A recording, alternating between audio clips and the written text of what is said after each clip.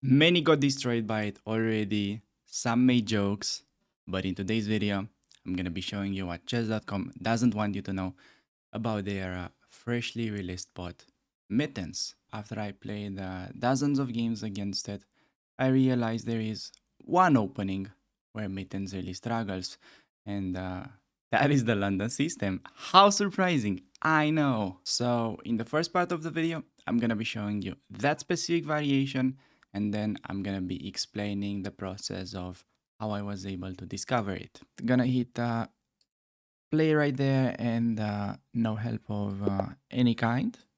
We're gonna be trying out our beloved London system. So let's see what Mittens has in store for us. And we do see the Fianchetto where uh, against the King's Indian as a London player, I think it's the most efficient way to just head back into the Jobava London with the move knight c3, going for Hans Niemann's favorite opening and no longer sticking with the, let's say, traditional short castle play that you normally get in the London. So against this, knight c3 works quite well. Idea to expand in the center with e4.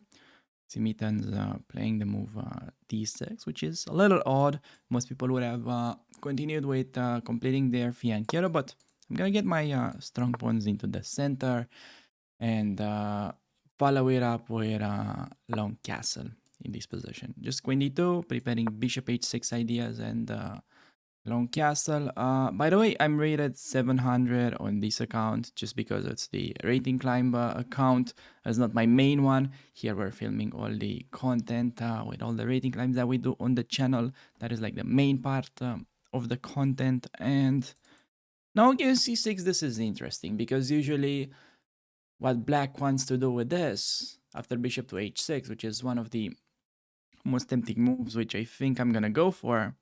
They may very well just take and then try to play with their king in the middle, just delaying castling since usually if let's say they rush with it, bishop h6, h4, h5 is known to be quite dangerous for the enemy king. But yeah, against e6 we have the option of castling as well, but I think I'm just gonna stick with bishop h6 anyways. I think that's the mainline theory and the move that I played the most here. We see castling. Now we've got a choice between long castle, which is like supernatural, and the move h4. Taking on g7, I'm not like really a huge fan of it right now because after he takes, I go h4, black can play h5, and it is not like very clear how do we break through. So I think I'm just gonna start with h4 right away, just going as aggressive as we can. And we see bishop takes on h6. Don't really have a choice other than queen takes, and we see b5 getting played. Now, when this happens, we've got a bunch of moves to choose from, because with these, black is threatening to play b4, undermining the c3 knight, and then the pawn on e4 will remain undefended after we move the knight, obviously. So, for that reason, f3 is a very typical move in this structure, which I think should be nothing wrong with it.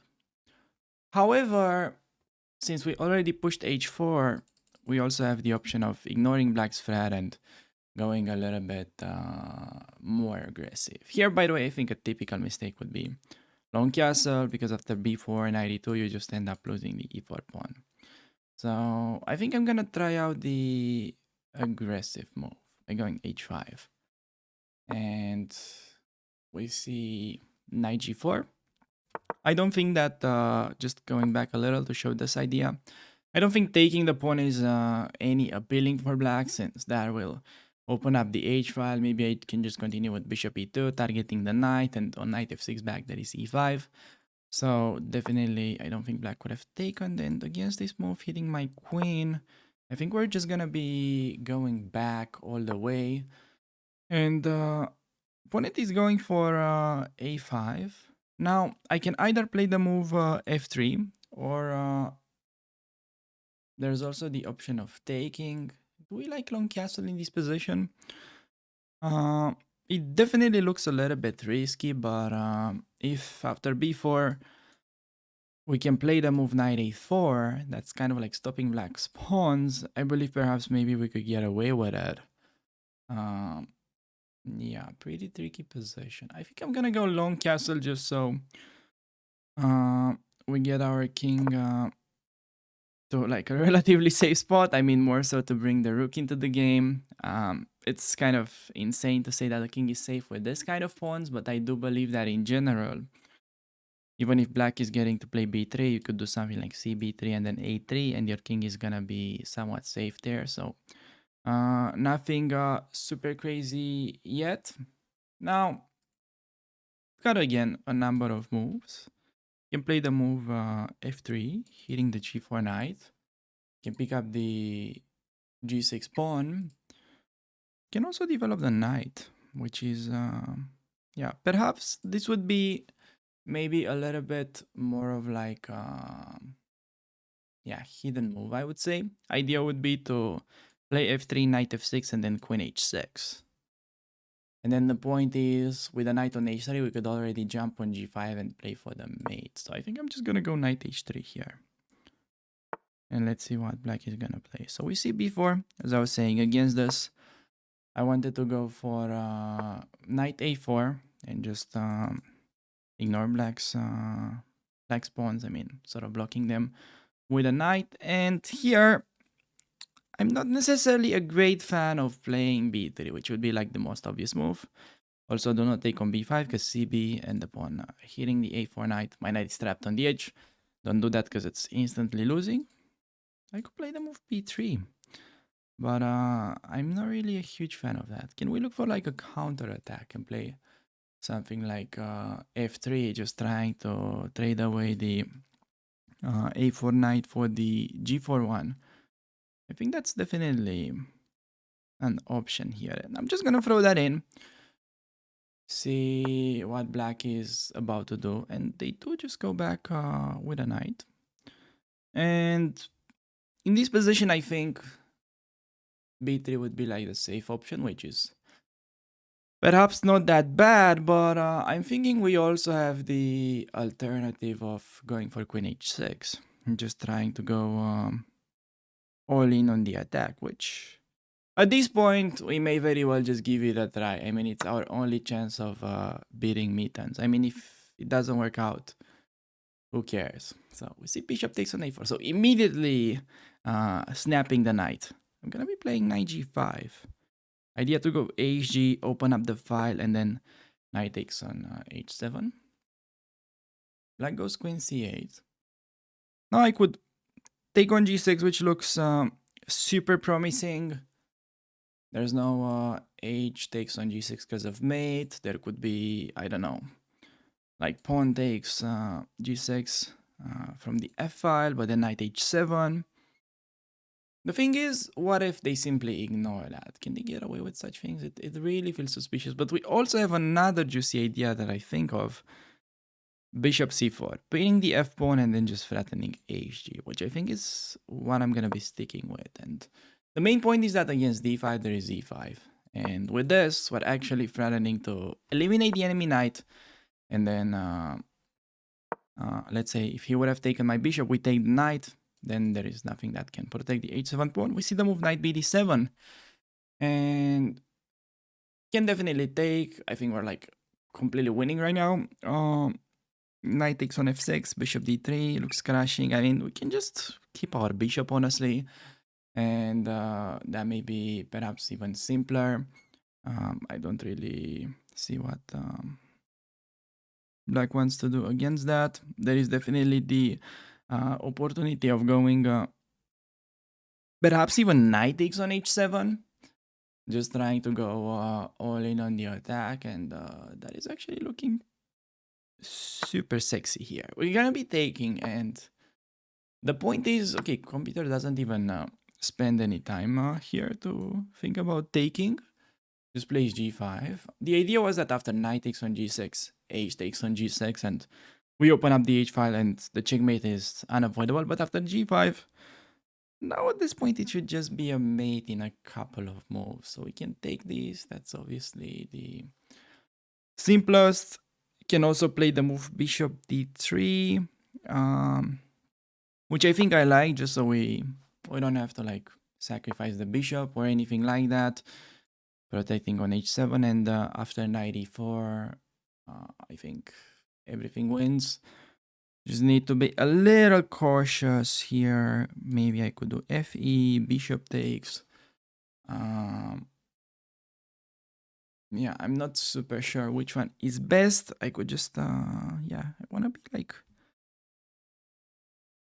really careful with this decision. I think I'm just gonna be taking it with the bishop since it's the most forcing move. And okay, just queen to b8. I mean, can move the knight away. Just knight takes on g5, threatening mate on h7, and only move knight f6. Gonna be taking that.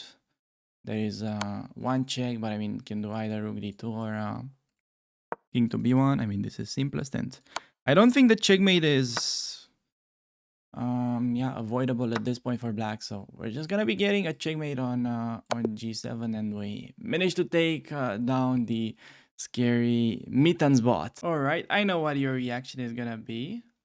Wait a minute, how did this just happen? How were you able to just demolish this crazy Mittens computer while making it look this simple? Perhaps a little bit too simple indeed, I may add. Now, I'm gonna be explaining you the whole process of how I was able to find this glitch and actually just get a very easy win against Mittens here. So you remember in the beginning of the video, I said that I have played multiple games against Mittens. I would say somewhere around 50 games, testing out a number of openings and seeing how it reacts. And I did that until I won a game. And then what I realized, I was thinking that maybe if I try to play the same opening, I noticed that usually in the past, chess.com bots used to have a glitch. I know this used to be a thing a while ago. I know they are like constantly working on it, and normally most of the bots don't have these kind of glitches. I was just suspecting maybe Mittens has this kind of glitch since it's first day of releasing. And as I was saying, I played this bunch of games. I was able to win one, and then I was just hoping that I'm gonna click play again while recording and it's gonna do the same thing, because that's the glitch that I'm talking about. And that's actually what happened, and I had to record for like multiple times. I think it took me like 20 takes, maybe more, just so we can get into the same opening and Mittens playing the game that I have won previously. So basically all I had to do in this game was simply remember and recreate the game that I played previously, which is actually saved on my computer. I literally have the same game in ChessBase, and the whole video I was simply trying to use my memory and recreate that. Now the full part of the story is that in order to win that game against Mittens in the first place, I had to cheat and use a supercomputer. Whoa, whoa, whoa, whoa, whoa. You did just admit that you're cheating? Are you gonna get a life ban? How crazy is this video? Where is this gonna go? This just took a little bit of a weird turn. I know. But first, let me explain. I know you may be wondering, okay, you were able to find about this chess.com glitch. Why didn't you just tell us in the first place, oh, this is a glitch, you can do this, blah, blah, blah, and skip us all this bullshit where you just act like you're explaining your thoughts and save us some time. You know what's the saddest part about this? I could have simply walked away with it and you would have believed it. I am strong enough as a player with the International Master title in order to come up with the argument that I could find a couple of decent moves in a good game and win against anybody. And there is simply not that much you can do about it. This is simply why professional chess has to stay over the board. Online chess at the professional level is not a thing simply because of such things. Okay, this is just a very basic example of what I just did. Imagine I'm an international master and still I could really get away with this thing. But think of somebody that is like, let's say, top 30 in the world, like a 2700 player. I'm not saying they are cheating, but what if they wanted to cheat? I mean, how can you argue with someone that is simply a living chess god and just wants to use a little bit of help? Because this thing really started to pick up after the recent cheating scandal with Hans Niemann and Magnus Carlsen, so people are becoming more and more aware of this. So the conclusion for this video is that any serious chess competition should be hosted over the board with very solid anti-cheating measures, and in case you're a casual player online who has never tried over the board and now you're a bit skeptical and perhaps puzzled about the video that you just saw and you're still like processing what happened, you don't have to worry about cheating at all. I would say at low rated games, I think below like 2400, there are like hardly any cheaters online. I mean, chances are, even if you're playing against a cheater and you lose, you're just gonna end up blaming yourself and not realize it was a cheater. So that is not a problem, I think, for the people that are just making it into chess. They just pick it up as a hobby. Here I'm specifically talking about professional players and how the competitional environment should be taking place in order that our beloved game stays clean. So if you guys find this content somewhat interesting, you can check out more on the channel. I usually do rating climbs explaining my thinking process and taking fresh accounts from, let's say, 600 rating in Blitz and taking them over 2500 while trying to teach a solid way of thinking that will ultimately make you a better player. So you can check that out by clicking the video that will appear on the screen, and I'll see you around on the channel. Stay clean.